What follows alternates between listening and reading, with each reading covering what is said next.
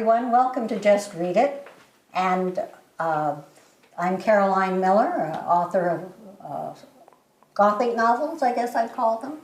My co-host is S.L.Stoner, who writes a spivvy mystery series on the Pacific Northwest at the turn of the century. And with us today is a special guest, Leigh Goodison, who's just come out with a wonderful young adult, would you say? Coming of age. The Wild Ones, a coming-of-age story. And she is with us today to discuss a book with a similar theme, I think, The Orphan Train by Christina Kline, which was on the bestsellers for quite a while. And so we're going to start, and I think because Leigh is our guest, I'm going to ask Leigh to start because she's got a book with a similar theme. What did you think? I really liked it. I didn't love it, but I liked it a lot.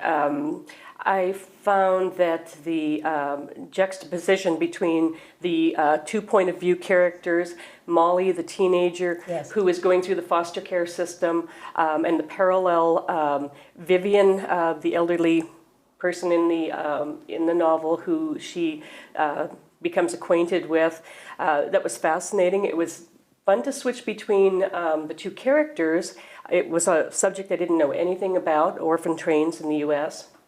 The problem that I found was when you have more than one point of view character, you dilute the reader involvement, in my opinion. Mm-hmm. And so I didn't get quite as engaged with both characters as I would have liked to. I found that the author sort of skimmed over each of the foster homes and the actual train itself. It seemed like we didn't get really involved with each character's angst and point of view. It was more superficial, I suppose. Mm-hmm. I'd like to say.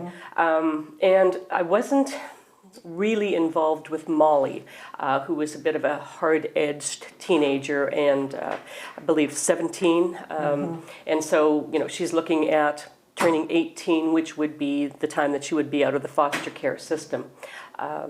But apart from that, the orphan train theme, which has been done, before and written about before, was fascinating to me. It reminded me a little bit of the stories of in the Second World War when the children in England were bused to areas, to get them out of bomb-ridden London, that kind of thing. So it was kind of a similar theme.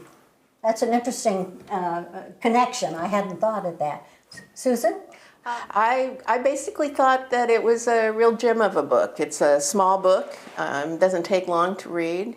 And I had a personal connection to it because my great-grandmother actually was Irish and ended up an orphan in Boston. Wow. Then she went to an orphanage in New Jersey, mm-hmm, and they put her on an orphan train. Mm-hmm. She ended up in northern Minnesota. So it was I learned a lot about that experience, things I didn't know, like the kids would come off the train and the whole town would turn out and they'd sort of be like a slave market in a way. Mm-hmm. I'm sure it wasn't that hostile, but it could have been. Mm-hmm. And so that was really an interesting thing. The most important thing to me, though, was that in the back of the book, she lists all the research that she did, all the people she talked to. And it's very difficult to know when you're doing historical research and writing fiction just how much of that research to put in. The tendency is to put in a lot more than you should. And what I admired was her restraint. Her restraint. Mm-hmm. Yeah, I'd have to go with that. Yeah, I believe that a lot of what she wrote, she took directly from her research, but you couldn't tell it. Mm-hmm. And it really had a real feeling of authenticity, mm-hmm, to me.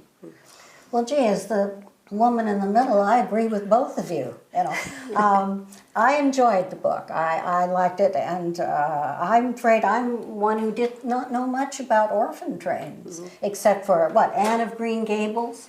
Mm-hmm. I think she came on an orphan train in the story, but that's all I had known about it.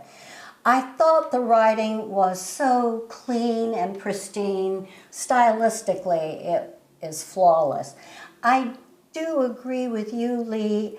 The bifurcation of the two people, in the end, one doesn't care too much about Molly, mm-hmm, because she ends up sounding petulant, even though one can identify with her problem, and you want the 87-year-old woman to, you want her life because it's the orphan train. Nonetheless, it was, as you say, restrained. She gave us what we needed to know when we needed to know it, which is more than most of us can do in life, right? Yeah. Well, we're coming to the end of our time, and that went so quickly. Now, our procedure here on Just Read It, which I mispronounced earlier, is that we make a decision. And if you put a red marble in the glass, it means read it. And if it's a blue, it's sayonara. So, as our guest, Leigh, what's your verdict?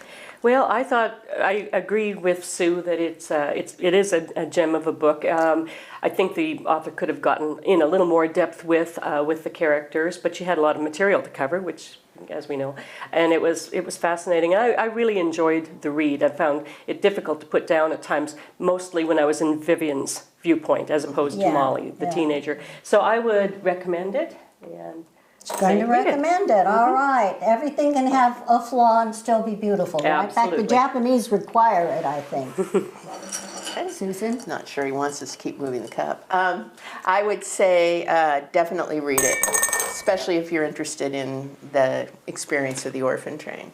Okay. And I'm going to give it a read it as well, or a read it, or read it, or whatever. Anyway, ladies and gentlemen, 3 votes for the orphan train. Rush out and buy your copy and make the author rich, and come back and join us again next time. Thank you.